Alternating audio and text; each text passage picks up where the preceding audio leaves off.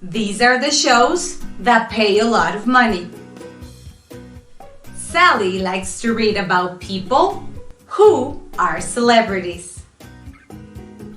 Gossip columns, which are in all newspapers, are my favorite. As you can see, today we're going to practice adding information in our sentences using defining or non-defining relative clauses. Welcome to Lesson 2. Your Language Studio presents Let's Learn English with Teacher Sari. Hello! Welcome to Your Language Studio. I am Teacher Sari, and in these videos I am going to help you continue practicing your English. Before we begin, I want to remind you to subscribe to our channel and to hit the notifications bell so you don't miss any of the material that we upload weekly. Also, I want to remind you to download the worksheet that you have in the description below. Remember to work on it while we watch this lesson. Let's start. To add information in our sentences, we can use relative clauses. These help us give more information about the nouns we're talking about. Now, these can be divided in two: defining relative clauses and non-defining relative clauses. Listen and pay attention to the following examples. Analyze how we use these clauses. I love to read books that are about the history of civilizations.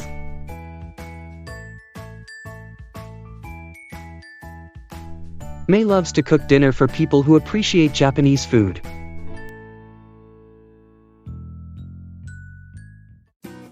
Let's review.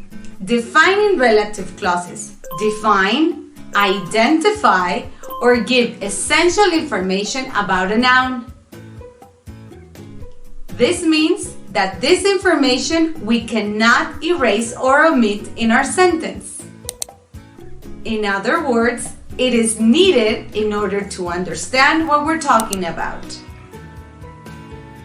Henry likes to write novels that make people cry. That make people cry is identifying or defining what kind of novels Henry writes. I called my brother who lives in Canada. Who lives in Canada is defining what brother. To add defining relative clauses in our sentences, we can use the relative pronouns who, that, or which. Who replaces people, that replaces people, animals or things, and which, animals and things.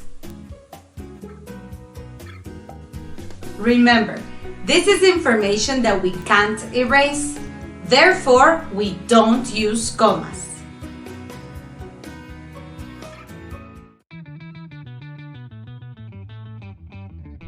We love to watch scary movies, which are always on TV.